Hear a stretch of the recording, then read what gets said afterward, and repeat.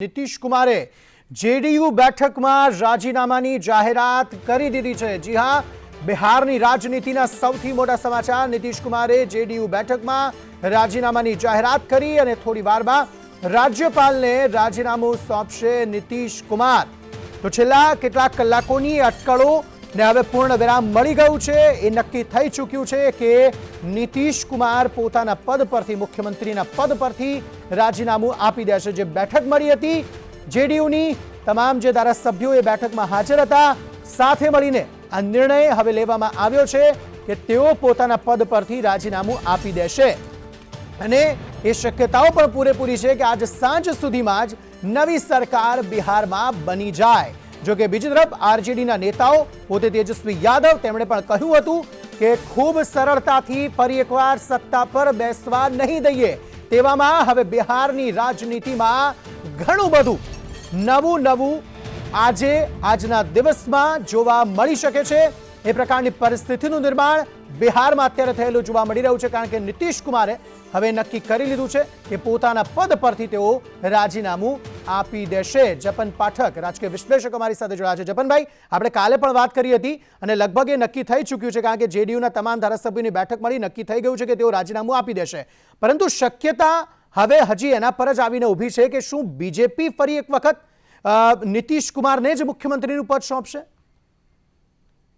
જો ગઈકાલે આપણે વાત કરેલું એ જ લાઈન ઉપર આજે આ ડેવલપમેન્ટ થયું છે અને જ્યાં સુધી નીતિશ કુમારનો સવાલ છે, જે અત્યારે આપણને જે માહિતી મળે છે, ઓફકોર્સ રાજકારણમાં કંઈ પણ થઈ શકે છે અને 11th અવર પણ કંઈ પણ થઈ શકે છે, પરંતુ અત્યાર સુધી આપણને જે બિહારથી જે માહિતી મળે છે એ પ્રમાણે નીતિશ કુમાર ભારતીય જનતા પક્ષના 2 ડેપ્યુટી ચીફ મિનિસ્ટરો, નીતિશ કુમાર મુખ્યમંત્રી હોય એ પ્રકારે સરકાર બનવા જઈ રહી છે એવી આપણને બિહારમાં જે વિશ્લેષકો છે, જે રાજકીય નિષ્ણાતો છે, એમનું ઓબ્ઝર્વેશન છે।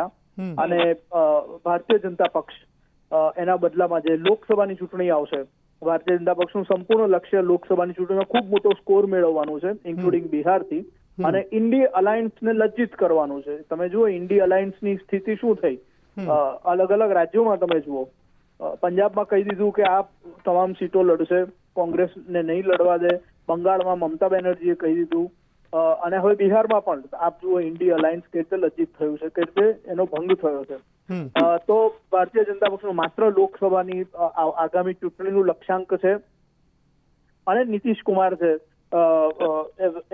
એમનો જો ઉપયોગ કરવાનો હોય, એમને મુખ્યમંત્રી પદ આપીને પણ જો એમનો ઉપયોગ આવનારી લોકસભાની ચૂંટણીમાં થવાનો હોય તો ભારતીય જનતા પક્ષ એના માટે તૈયાર દેખાઈ રહ્યું છે એવી અત્યારે માહિતી મળે છે।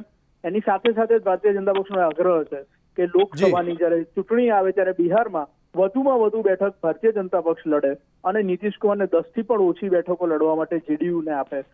આ પ્રમાણેનું ચિત્ર અત્યારે ઉપસી રહ્યું છે। જપનભાઈ, આભાર અમારી સાથે જોડાવા બદલ।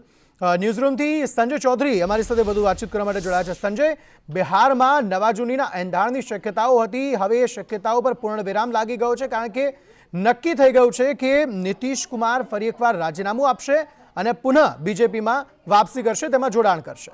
જે ચોક્કસથી જે પ્રમાણેના છેલ્લા 3-4 દિવસથી ઉટરપટાંગ ચાલી રહ્યું છે કે બિહારની અંદર રાજનીતિમાં નવો વળાંક જોવા મળી રહ્યો છે અને અત્યારે શક્યતા એ પણ જોવા મળી રહી છે, કારણ કે નીતિશ કુમારે પોતાના મુખ્યમંત્રી પરથી રાજીનામું આપવાની જાહેરાત કરી દીધી છે। જેડીયુની બેઠકની અંદર તેમણે જાહેરાત કરી છે, ત્યાં ધારાસભ્ય દળની બેઠક મળી હતી અને તેમાં તેમણે પોતાના રાજીનામાની અંગેની વાત કરી હતી છે।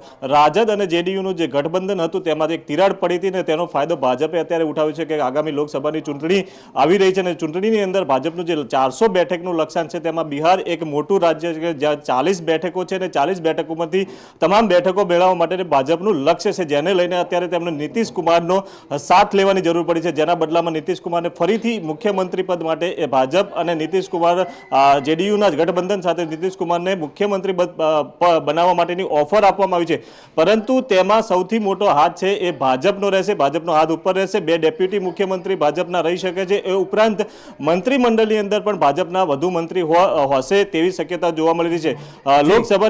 લોકસભાની ચૂંટણીમાં પણ ભાજપ છે તે ભાજપનો હાથ ઉપર રહેશે. લગભગ 30 થી 35 બેઠકો પર ભાજપ લડી શકે છે અને બાકીની બેઠકો છે જે જેડીયુને લડવામાં આપવામાં આવી શકે છે.